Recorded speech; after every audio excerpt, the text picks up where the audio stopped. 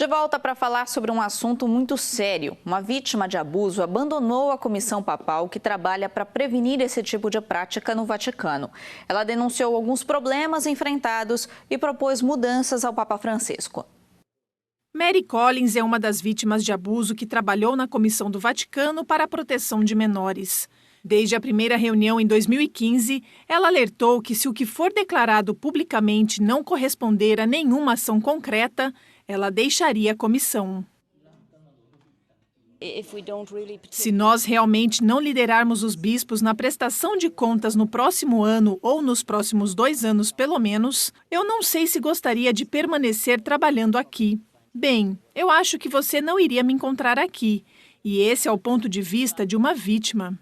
Agora esse dia chegou. É um gesto muito importante. A cidadã irlandesa denuncia a relutância de alguns membros da Cúria do Vaticano em implementar as recomendações da comissão aprovadas pelo Papa. Ela também diz que eles não têm nem recursos, nem material para fazer esse trabalho e que qualquer progresso é muito lento ou se opõe à resistência cultural.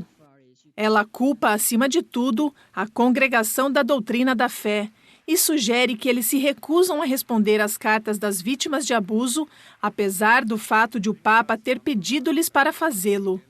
Ela também afirma que eles não querem enviar para as conferências dos bispos as diretrizes que devem seguir quando uma vítima denuncia um abuso. Em sua partida, Mary Collins propõe 3 coisas ao Papa: conceder à comissão poderes para supervisionar a implementação das suas recomendações, que deixe a comissão ter um orçamento independente e que deixe a comissão contratar profissionais que não trabalhem no Vaticano. O cardeal Sam O'Malley, presidente da comissão, agradeceu publicamente a Mary pelo seu trabalho nos últimos anos. Ele também elaborou um acordo pelo qual ela vai continuar colaborando em dar cursos de formação para novos bispos, a fim de ensiná-los a reconhecer casos de abuso e agir contra os agressores. Em teoria, há outra vítima de abuso que trabalha na comissão. No entanto, na prática, não está claro se Peter Saunders foi ou não suspenso durante uma discussão muito difícil sobre o processo final e a autoridade da comissão. Em alguns países, mudar de religião pode ser considerado um crime grave. Por isso, líderes religiosos de todo o mundo lutam para que essa realidade seja bem diferente. No início de fevereiro, o Conselho Superior de Ulemas, a mais alta autoridade religiosa do Marrocos, propôs que a apostasia deixe de ser considerada um crime penal. O Conselho não tem poderes legislativo ou executivo, mas suas declarações refletem uma firme tomada de posição sobre o fundamentalismo. A opinião deste conselho não tem um valor efetivo, mas pode ajudar a promover uma certa abertura. Pode também ser considerada uma mensagem ao fundamentalismo, que não acredita na reforma e quer manter antigas leis sem um espírito crítico. Adnan Mokrane é um muçulmano e leciona no Pontifício Instituto de Estudos Árabes e Islâmicos, apoiado pelo Vaticano. Mokrane assegura que os países muçulmanos têm que fazer profundas mudanças em sua legislação. Por exemplo, embora a apostasia não seja condenável, na maioria dos casos mudar a religião continua tendo consequências importantes no dia a dia de um cidadão comum.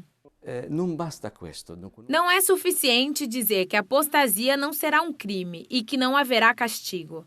Na minha opinião, mudar de religião em Marrocos resulta em perder muitos direitos familiares. Pode levar ao divórcio ou impedir o recebimento de herança. Portanto, todos esses problemas ainda devem ser resolvidos. Há o problema da missão, de expressar e chamar as pessoas a uma outra fé que não a islâmica. Este é um problema não só para os cristãos envolvidos na missão, mas também para as diversas comunidades de muçulmanos, assim como para os xiitas. Eles também não estão autorizados a testemunhar a sua fé publicamente. Porém, a reforma da legislação familiar não é o único ponto-chave. O outro é a recuperação da independência das universidades para que o islamismo fique livre de interesses políticos. Adnan Mokrani lembra que o mundo muçulmano tem dado claras demonstrações de rejeição ao fundamentalismo. Prova disso foi a Declaração de Marrakech, assinada por 300 líderes muçulmanos de mais de 100 países em janeiro de 2016. O documento contém medidas concretas para promover a defesa das minorias religiosas nos países muçulmanos. Da teoria para a prática, é um longo caminho a ser percorrido. O mais curioso, porém, é que em Roma esses líderes conseguiram um poderoso aliado. Credo que não é justo. Não é justo identificar o islamismo com a violência. Não é justo e não é verdadeiro. Não é justo e não é vero. Por décadas, os papas têm motivado a reaproximação entre o catolicismo e o islamismo. João Paulo II fez um gesto significativo quando beijou uma cópia do Alcorão antes de falar para 80 mil jovens muçulmanos em Marrocos. Outro gesto de grande impacto foi feito por Bento XVI, ao rezar na Mesquita Azul de Istambul. Começou uma exposição em Roma para lembrar os sofrimentos que os judeus passaram durante o nazismo. No dia 16 de outubro de 1943, os nazistas estacionaram seus caminhões nesta praça de Roma. Horas mais tarde, eles estavam cheios de judeus destinados a morrer em campos de concentração.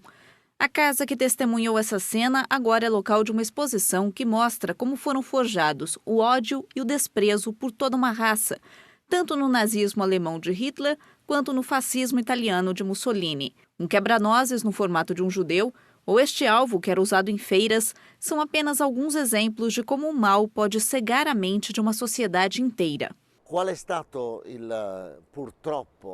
Qual foi a novidade do nazismo e do fascismo? Os meios que eles usavam para se comunicar e reforçar o ódio.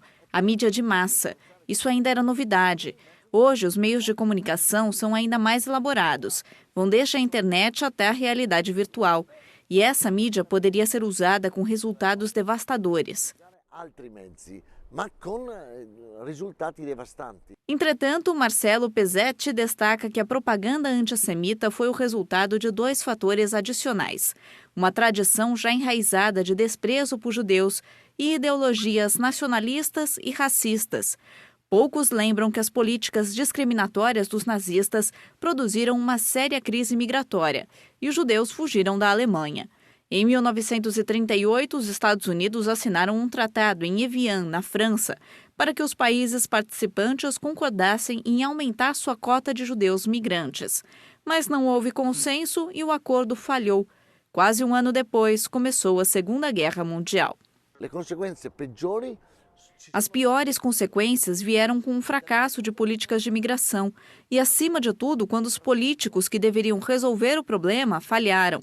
O desastre começou com uma conferência de Evian mal sucedida.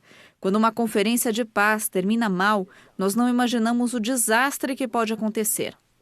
Quando fallisce uma conferência de pace hoje, nós não ci rendiamo conto que é um desastre. A passagem de nazistas pela Cidade Eterna deixou cicatrizes que Roma não quer esquecer. A exposição é outro exemplo que tem o objetivo de lembrar os erros do passado para evitar que eles voltem a acontecer no futuro. Outra memória importante da perseguição a judeus são as Pietre di Ciampo, essas pequenas lápides douradas onde se pode ler o nome de judeus deportados e mortos durante a Segunda Guerra Mundial. A seguir tem esporte no programa. Você vai ver uma Copa do Mundo bem diferente. Até já!